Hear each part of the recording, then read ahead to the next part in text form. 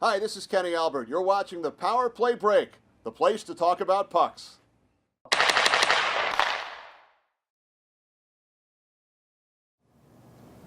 everybody, back here at the Blarney Rock with Stan Fischler on the Power Play Break. Stan, let's talk about the expansion with the Islanders and what the influence that had on you when they came into the league.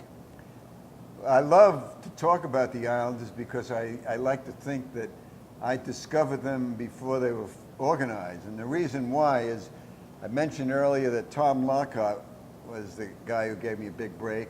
And Tom was the business manager of the Rangers, and he ran the Eastern League and so on and so forth.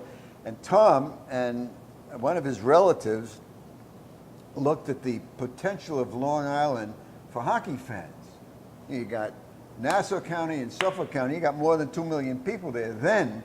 So they decided to build an arena in the town of Comac, which could have been Nova Scotia for all we know. So way the hell out there.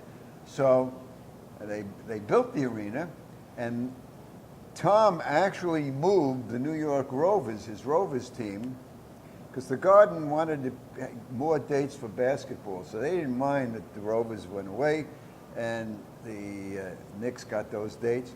And he moved the Rovers into Comac in the Long Island Arena. Hall of Famer Eddie Jockman played for the Rovers. A lot of guys that you would know from the NHL. Johnny Muckler, who played GM later. Johnny Muckler was on the, and then a businessman, electrical contractor named Al Barron bought the team, and he changed the name to the Long Island Ducks. Now, I used to go out there. It was a cheap date, you see. It was, why are you laughing? It's very important. No, I'm not kidding. Okay. We used to take girls. We used to say, hey, you want to go to the Club Natan? They'd say, what's the Club Natan? And we take them to Coney Island. It's Nathan's. And you say, you want to go to the Orange Room? And they say, yeah, what's the Orange Room? We took them to Nedick's, the Orange Room. Get an orange drink. It's enough. Good enough. So anyhow, this is a great cheap date. And but now I'm a newspaper man, you see. So I'm writing about these guys. So I got, I was there every game that I wanted to be there. I didn't take a date. My friend Jack take his wife. We'd sit in the front row, but it was like being in the middle of Saskatchewan. It was an old time, they had chicken wire at the end, no protection along the boards. And I told my friend Jack to tell his wife Ann before we bring a baseball glove just in case, And if a puck comes flying up, protect yourself. And sure enough, that night they were playing John Brophy's team, if I'm not mistaken. Anyhow, she's sitting there, the puck came up, the baseball glove stayed on the lap, and the puck gave her a shot. Not too bad, though, not too bad.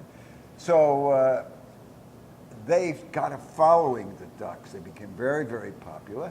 And by 1971, word got around that there was going to be competition for the NHL, the World Hockey Association. Nobody thought this would happen. I interviewed Clarence Campbell, who's president of the NHL, at one of these meetings, and I said, Clarence, what about the World Hockey Association? He says, it'll never get off the ground. Never forget that. Never. They had that disdain. So in order to compete and make sure the WHA didn't get a lush market like the Met area, they put the Islanders into Nassau Coliseum. New building opens up. They don't want WHA in there. Islanders go there, and the Flames were in Atlanta. Now, Bill Torrey, nobody knew Bill Torrey. He was, a minor league executive in Pittsburgh with the Pittsburgh Hornets. Good, but we know Torrey. So now they're here. The Islanders are here, and they had a draft, and they drafted number 1, Billy Harris. And I was writing for the Hockey News now. I was writing a column, and I criticized the pick of Harris, and Torrey was very angry with me. Very, very angry with me. And it could have impacted on my career later on when I wound up doing Islander games. So that was not a good start. But the Islanders came along, and you know, they were a team, but they were weak. They were horrible. They were so horrible that Torrey had a wonderful line. He said, "I used to think our name was hapless. Our middle name was hapless because the writers would always say, the hapless Islanders." And of course, it took a while for them, you know, to get on track. It wasn't until he hired Al Arbor, and then eventually I started doing the broadcast. Talk about now, WHA does, too much, probably to the disdain of Clarence Campbell, does survive and does come along. And now Howard Baldwin hires you to broadcast games. Talk about that transition. You know, you're a writer, you know, there's a different vibe, there's a different feel to that. Now you're going to be a broadcaster. What did you have to learn? What did you have to change to be able to make that switch? Plus, you're going to the WHA, you've been an NHL guy now a while. Was there any kind of animosity towards you? First thing I had to learn was to say yes, because I had been a print guy all my life. I did not have a lot of respect for television. You know, print guys like Dick Young, they didn't want to know from television. It was like competition, and I loved writing. I still love writing. And I like creating. I love playing with words. So when this thing came along, WHA, it was 72, 73, and 73, 74, they had a team in Boston, the Whalers. That was the team that Howard Baldwin was in charge of after the first year. And there was a broadcaster on radio in Boston named Eddie Andelman. He was independently wealthy, and he could say virtually anything he wanted. And he hated the Bruins. And he hated Harry Sinden, the manager of the Bruins, and he would whip the Bruins every chance he got. It was, you know, it was just incredible. Well, the Bruins didn't like me, and I didn't like the Bruins either, because Teddy Green, when he was playing defense for the Bruins, speared Phil Goyette of the Rangers, and he nearly killed him. And I was with the Journal-American. I wrote the story. I interviewed Bill Jennings after the game. Jennings was the Ranger president, very hot-tempered guy, and I was the only guy who got to Jennings. And I said, Goyette, we didn't know whether Goyette was going to survive. He was getting the last rites of the Catholic Church across the street from the guard. I said, Bill, what are you, I was incensed at Green myself. I said, what are you going to do about this guy? And he says, what are you going to do? He says, what do people do with wild animals? You put a bounty on their head. And that's what the NHL should do, put a bounty on this guy, Green. And you know, he was going, and I'm writing this down. No tape recorder. I'm writing this down. Next day, big headline on the Journal American. Jennings says, put bounty on Green. I called up Green the next day to get his comment. He blew me off the phone with 2 choice curse words, which you know what they are.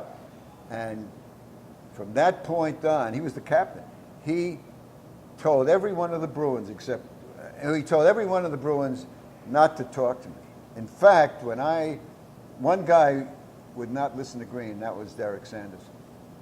Anyhow, one time I was doing Sanderson's book, I've Got to Be Me, and I was in Boston, and I went to at the end of the game, I wanted to go see Sanderson to set up our interview, and I started walking to the dressing room, and I'm about to walk into the dressing room, and Herb Ralby was the press agent. I knew him very well, and he sees me coming, he says, you can't go in. I said, what do you mean I can't go in? Immediately, you can't go in, don't even try. I said, why? His exact words were, I can't vouch for your safety. Wow. And Green was going to cream you. So here's the PS. Now, the Bruins hate me, and I'm not too crazy about them, right?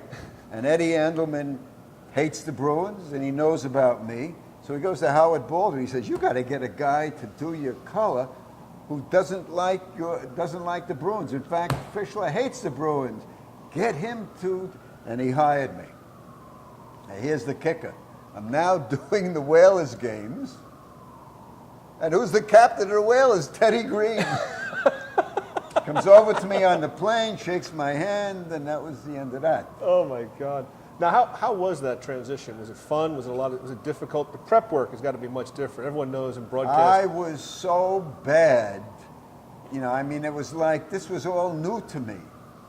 But what was interesting, the very first game I did, which was it was early October '73, and we did an exhibition game.